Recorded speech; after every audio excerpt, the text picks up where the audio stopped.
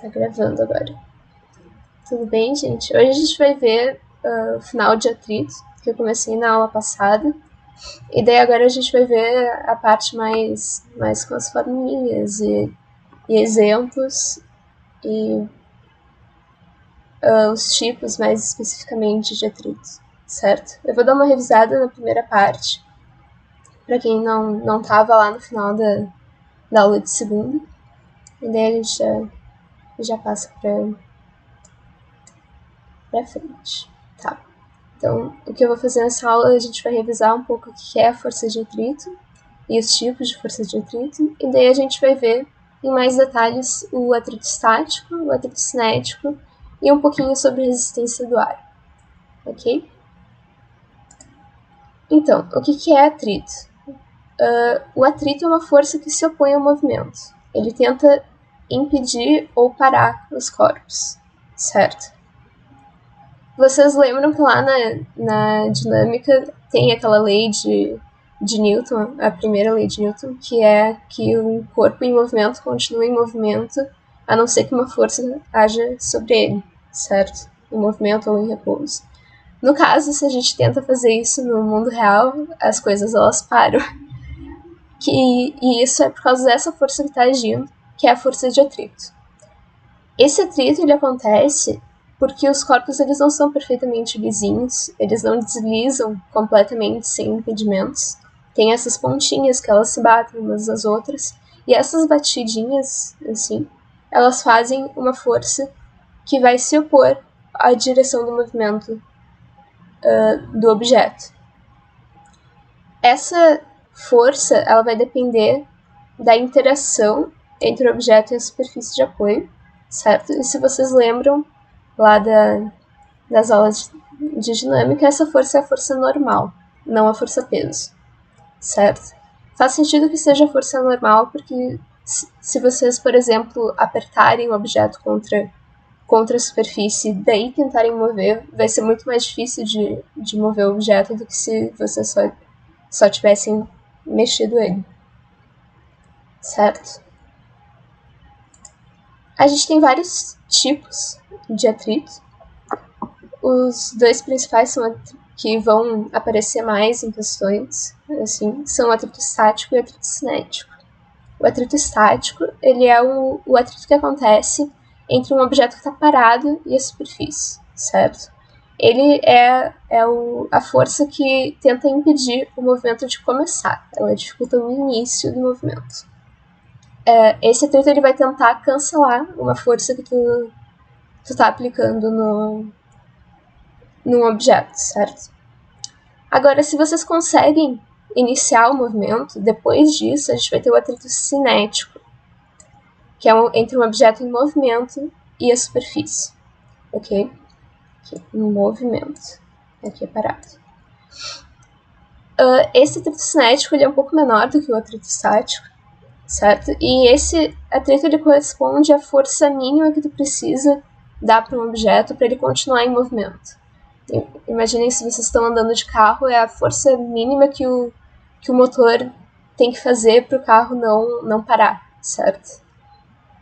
E por último a gente tem o atrito viscoso, que não é bem com uma superfície, é com um fluido que está em volta do objeto. Por exemplo, se vocês estão na água, se vocês mexerem o braço ou a perna de vocês dentro da água, vocês vão sentir uma força indo contra, vocês vão sentir a água tentando impedir esse movimento, reagindo a esse movimento. E daí isso vai ser um atrito viscoso. Agora a gente vai ver em mais detalhes o atrito estático. Esse atrito ele se opõe ao início do movimento, como eu já falei, certo? Ele cancela o efeito de uma força. Então, por exemplo, se vocês têm um peso grande e vocês estão tentando puxar, se vocês fazem uma força pequena, por exemplo, vocês têm uma pedra de, sei lá, 100 kg. Vocês tentam empurrar a pedra só com uma batidinha, assim. Não vai acontecer nada, a pedra vai ficar parada. Se vocês aumentarem um pouquinho a força, ainda não vai acontecer nada, vai continuar parada. Essa força de atrito vai contrabalançar essa força que vocês deram.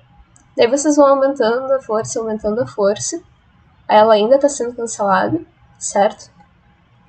E quando vocês chegarem num limite máximo, finalmente vai começar a se mexer. Se vocês chamarem um amiguinho e pedirem ajuda, daí talvez vocês consigam mexer a pedra, certo? Mas como a gente encontra esse limite máximo? Como é que a gente sabe quando é que vai começar a se mexer esse corpo que vocês estão tentando empurrar? A gente vai definir uma quantidade que a gente chama aqui de coeficiente de atrito estático, certo? Esse coeficiente ele vai depender de várias coisas, vai depender da forma do objeto, do tipo de material, da superfície e do objeto, vai depender da área de superfície de contato, vai depender de várias coisas, mas para nós vai ser um número, ok? Ele não tem unidade, ele é só um número que modula essa força aqui. Essa força de atrito estático máximo, ela vai ser igual a esse coeficiente de atrito estático vezes a normal, certo? Lembrando que é normal porque é ela que dá a interação do corpo com a superfície, certo? E daí, o que vai acontecer? Aqui a gente tem esse gráfico que mostra a força de atrito aqui, que a gente tem, em função de uma força que a gente está aplicando. Então, imaginem que tem um objeto e a gente está tentando puxar ele aqui com uma força F. E daí aqui tem a força de atrito. A força de atrito.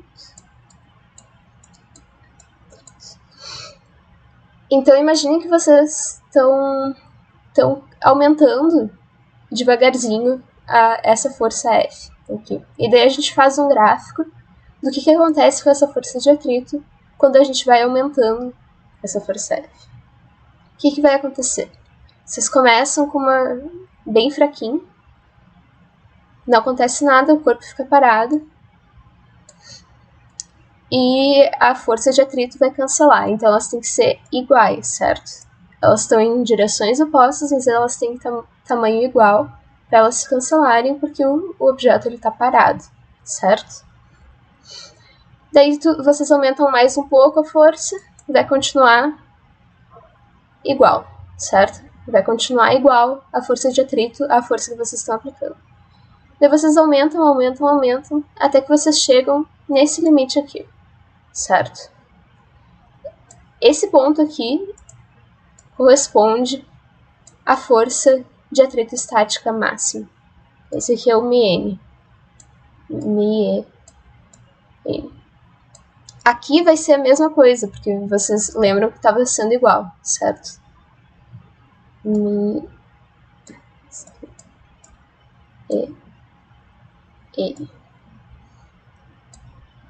Então a gente tem força de atrito igual à força aplicada até a gente chegar nesse limite. E daí depois a gente vai ter o atrito cinético, ok? Vamos ver agora o que é esse atrito cinético, certo? Pera. Primeiro a gente vai ver depois, ok? Mas por que é importante essa força de atrito? Ela só atrapalha a gente ou não? E daí a resposta é não, porque ela é essencial para várias coisas, na verdade. A gente não consegue se movimentar sem ela, a gente não consegue andar sem ela. Porque imaginem se vocês estão tentando andar e se vocês deslizassem na superfície, vocês não iam conseguir sair do lugar. Ou então vocês iam perder o controle se vocês conseguissem se empurrar em alguma outra coisa. Porque, na verdade, quando tu tá caminhando, o teu pé ele não tá deslizando ao longo da superfície. Ele tá parado na superfície e tu usa essa força de atrito com a superfície para se empurrar para frente, por exemplo. Então, quando vocês pisam, vocês estão empurrando o chão para trás, vocês estão fazendo um movimento para trás, na verdade, e daí a força de atrito vai ser na direção oposta, que é para frente, e essa força de atrito vai empurrar vocês para frente, certo? Vai dar a base para vocês conseguirem mexer o resto do corpo para dar o próximo passo, certo? Outro exemplo de por que é importante essa força de atrito estático que impede a gente de deslizar numa superfície é os pneus de um carro, por exemplo. Se o teu pneu tá deslizando na superfície, tu tem um problema bem grande porque tu tá derrapando, certo? Tu vai perder o controle do carro. Tu não quer que o teu pneu deslize. Tu quer que esse ponto aqui ele fique parado e a roda vai girando em torno dele, certo? E a roda, esse ponto fica parado e a roda vai girando até que venha outro ponto aqui, a roda fique assim, mas não é como se ela estivesse deslizando assim, sabe? E o que essas marcas de pneu elas fazem é aumentar o coeficiente de atrito estático do pneu para que ele não derrape, no caso, certo? Daí agora vamos ver o atrito cinético, certo? O atrito cinético ele é para corpos que já começaram a se mover. A gente aumentou a força, chegou aqui no limite e a gente conseguiu mexer o objeto. A força de atrito, porque ainda vai ter uma força de atrito, né? Que esse objeto vai sofrer. Agora, na verdade, ela vai tender a uma constante, certo? Que é a força que tu precisa compensar para manter esse movimento, ok? E como o jeito que a gente calcula isso, ela ainda vai depender da normal, porque, claro, a gente ainda está trabalhando com a interação entre o objeto e a superfície. Eles ainda estão interagindo. Mas agora a gente vai usar outro coeficiente, que é o coeficiente de atrito cinético, certo? Cinético lembra movimento, ok? Esse coeficiente também depende de várias coisas, depende da forma do objeto, depende dos materiais do objeto, da superfície, mas ele é um número, ele não tem uma unidade, ok? Ele só vai dizer o quanto da força normal vai ser aplicada, vai ser transformada em força de atrito. Transformada, não que diminua o normal, tá, gente? Só... E daí, o que dá para notar aqui nesse gráfico? Essa força de atrito cinético, essa FC, primeiro, ela é uma constante, certo? Então, se vocês aumentarem a força, daí finalmente vocês vão conseguir acelerar esse objeto.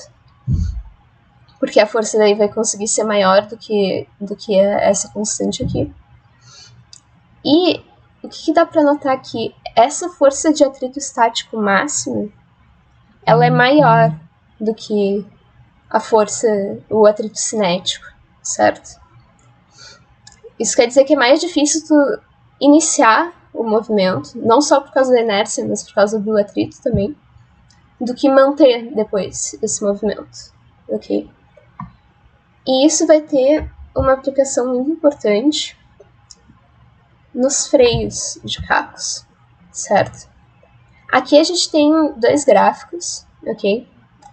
Esse aqui é com freios normais.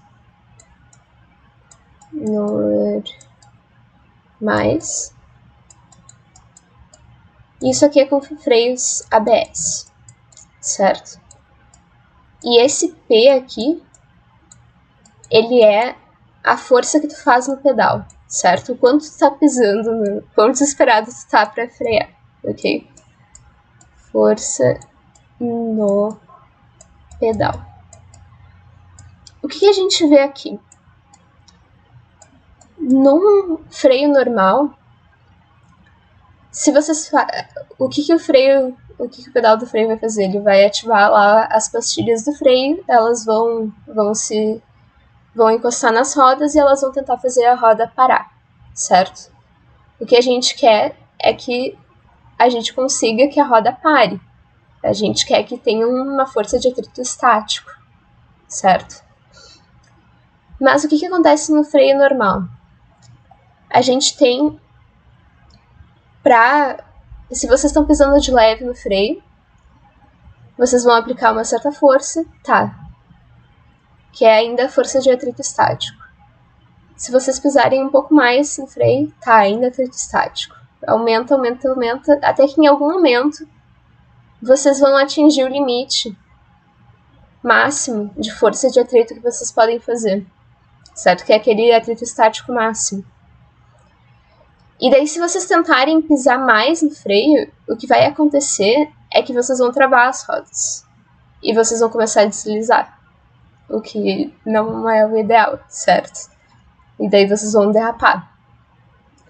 O que o freio ABS ele faz, certo? Quando ele chega nesse ponto de atrito estático máximo e tu põe um pouco mais de força lá no pedal para tentar parar mais, o que ele vai fazer é, na verdade, ele vai tirar um pouco da pressão no pneu. E o que ele vai fazer é fazer com que ele mantenha esse atrito sendo atrito estático, certo? Porque o atrito estático, na verdade, ele pode ser maior do que o atrito cinético, certo? Então, na verdade, tirando um pouco da pressão que as pastilhas fazem na roda, vocês vão conseguir fazer uma força maior e impedir a derrapagem, porque vocês não vão chegar a ter esse atrito cinético, certo? Ok? Então, essa diferença entre atrito cinético e atrito estático é muito importante.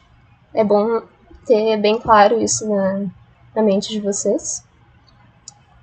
E daí agora a gente vai resolver uma ou duas questões, certo? Com atrito. E daí aqui eu fiz um roteirinho só para vocês terem uma ideia de como a gente tenta resolver questões desse tipo, tá? Primeiro, o que vocês têm que fazer é identificar, tá, qual é a força F que eu tô aplicando, certo? Por exemplo, se eu tô puxando um bloco para um lado, ou se eu tô andando, ou se tem uma roda que está tentando ir para frente, certo? É bom de desenhar, caso não tenha já na questão, desenho para vocês terem bem claro o que está acontecendo, certo?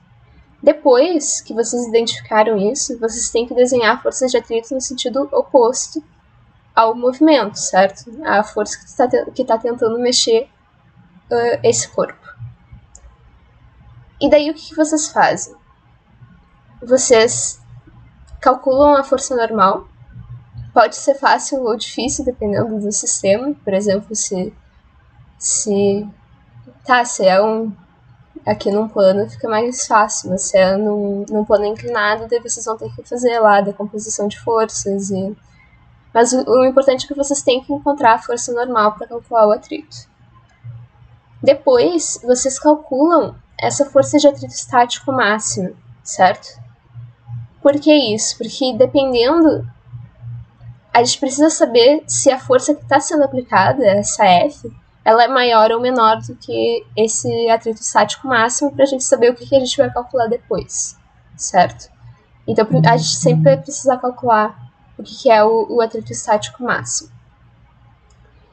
E daí, se a força for menor do que o atrito estático máximo, certo? A gente vai ter atrito estático, o corpo vai ficar parado, e essa força de atrito, ela vai ter que ser igual a F para impedir o movimento, certo?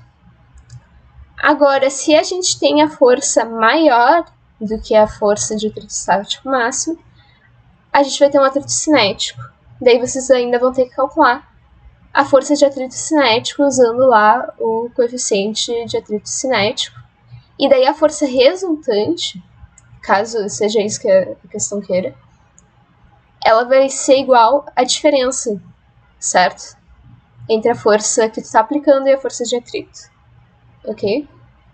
Faz sentido, né? Se o corpo está se mexendo, a gente tem uma força F aqui, e daí a gente tem uma força de atrito cinético que é uma constante, que ela é menor até do que o atrito estático. A gente já sabe que essa força aqui de atrito, ela é maior do que a força de atrito estático máximo, então ela vai ser maior do que isso aqui.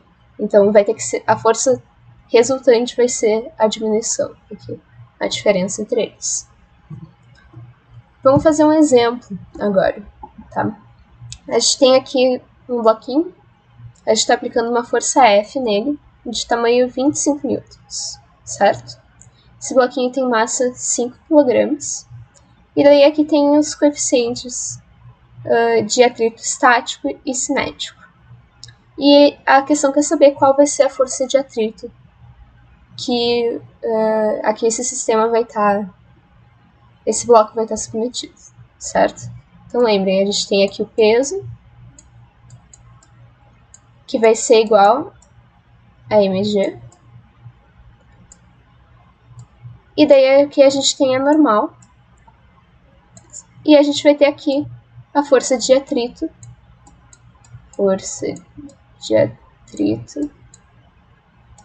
Que está indo contra essa força que está tentando mexer o corpo.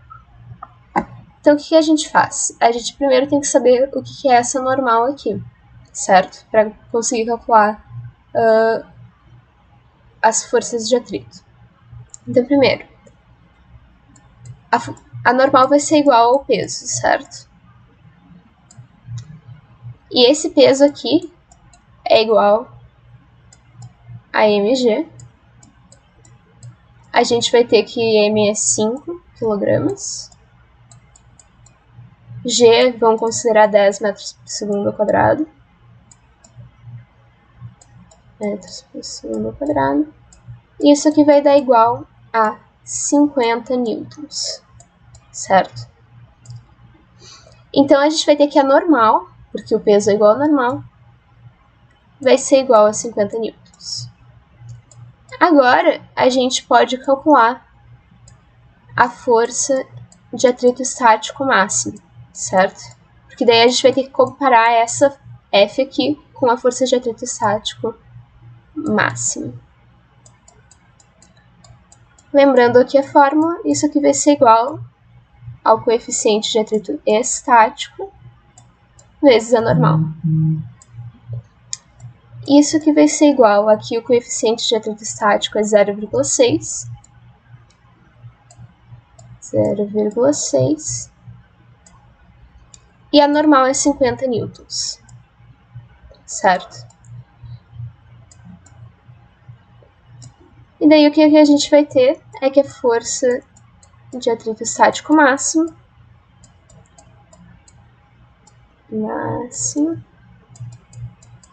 vai ser igual a 0,6 vezes 50, isso aqui vai dar 30 newtons, certo?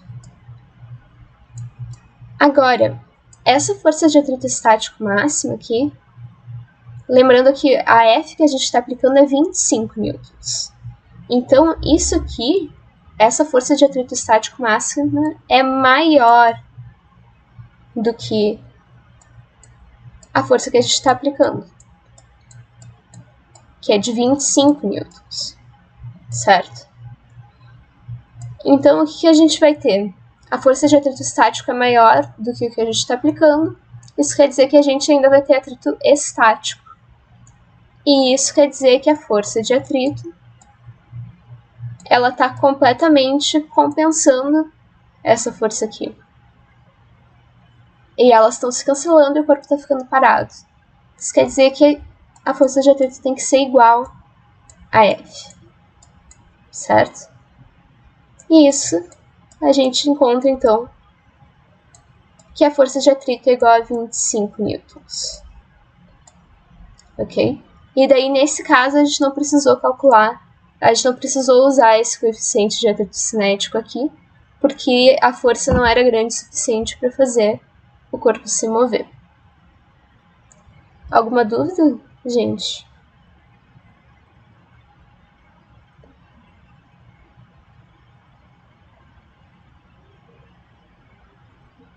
Tá. Então vamos passar para o próximo exemplo, que esse aqui é um pouquinho mais complicado, tá? Vocês lembram de quando a gente fez bonitinho lá o plano inclinado na segunda? E daí eu falei que esse px, que a gente não fez nada com ele lá, é importante porque caso tenha uma força de atrito, a gente vai precisar dele para saber o que acontece com esse corpo, se ele vai deslizar, se ele vai ficar parado ou não. E daí, nesse caso aqui, a gente vai ter essa força de atrito, certo? Agora a gente tem aquele plano inclinado com uma força de atrito. Como é que a gente resolve isso aqui? Porque esse desenho já bate um medo só de olhar e daí aparece mais uma força. O que a gente vai fazer? A gente sabe o peso. Vocês lembram que, como a gente está no plano inclinado, a gente põe o eixo x e y inclinados também, para ficar mais fácil da gente decompor as coisas. Como a gente tem esse peso, que não está bonitinho na vertical e na horizontal dos nossos eixos aqui, dos nossos eixos girados, a gente vai ter que decompor ele em px e py, certo? E daí a gente vai precisar desse py para achar normal e a gente vai precisar desse px para definir essa força de atrito, certo? Porque a gente vai precisar dele para comparar com o atrito estático máximo, tá? Então, se vocês lembram, o py ele vai ser igual, ele tá aqui o cateto adjacente desse triângulo aqui, então é P vezes o cosseno do ângulo, certo? Cosseno de θ. E aqui ele nos dá as informações que a gente precisa. O P é 10 newtons. 10 newtons. E o cosseno de θ é 0,8. 0,8. Então, a gente acha que a componente y do peso vai ser igual a 8 newtons. Para a componente x é a mesma coisa, só que com o seno, certo?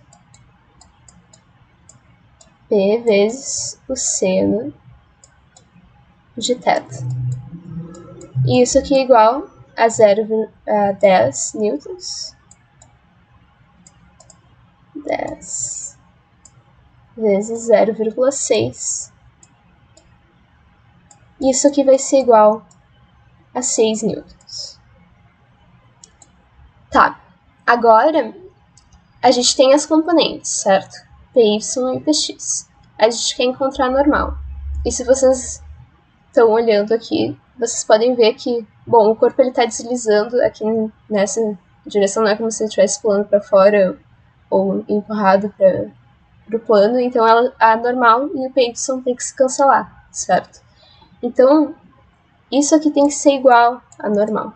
O py tem que ser igual a normal vai ser 8 newtons.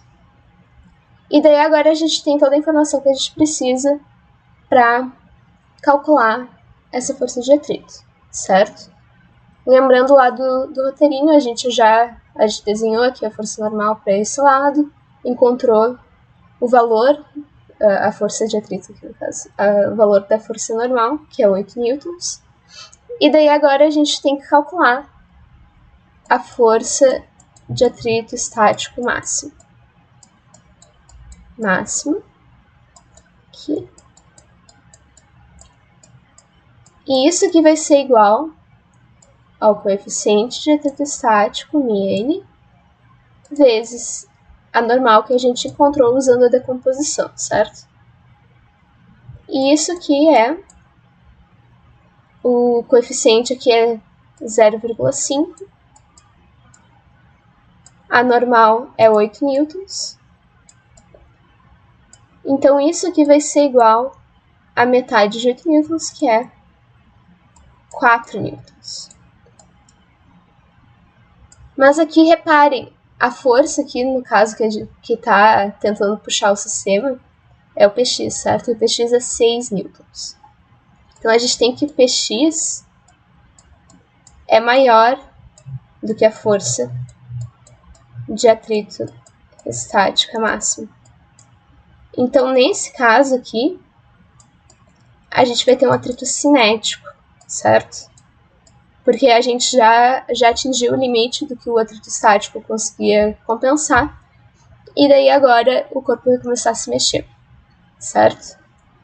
Então, a nossa força de atrito aqui vai ser a força de atrito cinético. E daí agora a gente precisa usar o coeficiente de atrito cinético, que é esse 0,4 aqui. Então, força de atrito cinético é igual ao coeficiente de atrito cinético vezes a normal. Isso vai ser igual a 0,4 vezes a normal, que aqui é 8 newtons. E daí a gente vai encontrar o resultado final, que 0,4 vezes 8 vai dar 3,2 newtons. Certo? Alguém ficou com alguma dúvida dessa questão?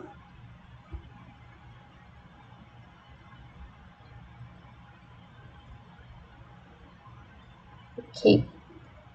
Que daí é só seguir passo a passo, com calma, e não confundir o que tem que fazer com os coeficientes de atrito, e cuidar na hora de decompor, com seno e cosseno.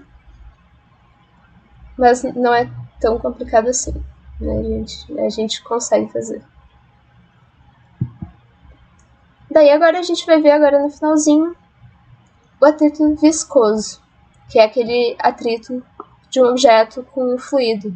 Pode ser água, pode ser ar, certo? O que acontece? Quando alguma coisa está se mexendo dentro de um fluido, cada vez que, quando ele está se deslocando, aqui estão as moléculas que compõem esse fluido. E elas vão bater contra, ou pelo outro ponto de vista, o objeto vai bater contra elas quando ele está se mexendo. E elas, quando batem, e quando tem esses choques, elas vão ir tentando retirar esse movimento, tentando opor esse movimento, certo? Essa força ela vai depender de duas coisas, principalmente. Vai depender da forma do objeto. Faz sentido, né? Se tu tem um objeto que tá assim, aqui o fluido passando, vai ter uma força de atrito, vai ter uma resistência desse fluido bem diferente de um objeto que tá assim, né? E que tá batendo de frente. É a diferença entre dar um bico na piscina ou dar um barregaço na piscina. E também vai depender da velocidade desse objeto, certo? Porque quanto mais rápido essa bolinha vai, por exemplo, mais ela está deslocando, mais ela está interferindo com as moléculas aqui, e daí vai ter uma força que vai ser maior do mesmo jeito, certo? Um detalhe aqui é a resistência do ar, que a gente até agora a gente desprezou, a gente assume que tudo é um vácuo. E no vácuo, aquelas, por exemplo, uma pena e uma maçã, elas vão cair exatamente no mesmo ritmo, porque a força gravitacional é a única força que está agindo. E a aceleração vai ser constante, certo? Vai ser aquele G.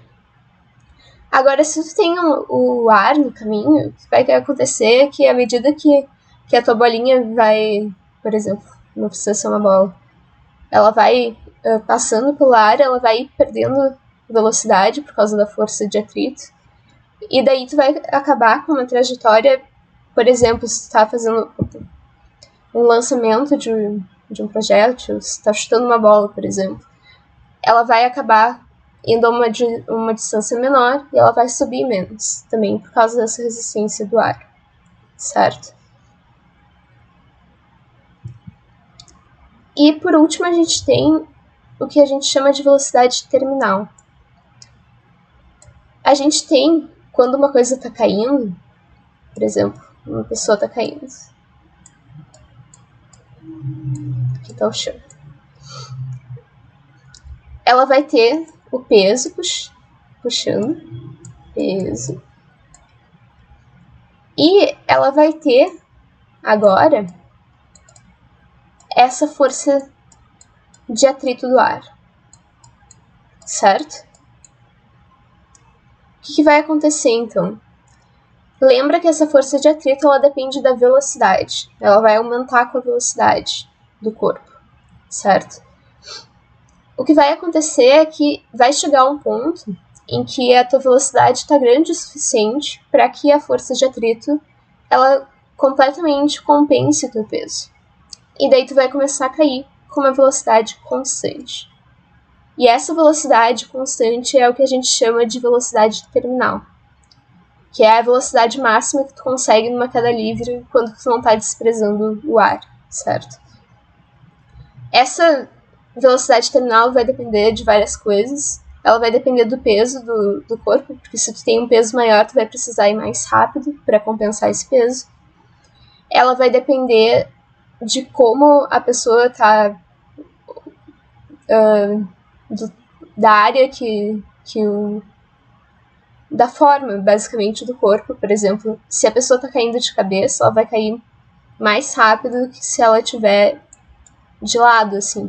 Porque a pessoa deitada, ela vai ter uma área maior que está batendo o ar quando ela está caindo, e daí ela vai ter uma força de atrito maior. E esse efeito é a razão pela qual o paraquedas ele consegue parar, quer dizer, não parar completamente, mas consegue deixar a descida mais suave, assim.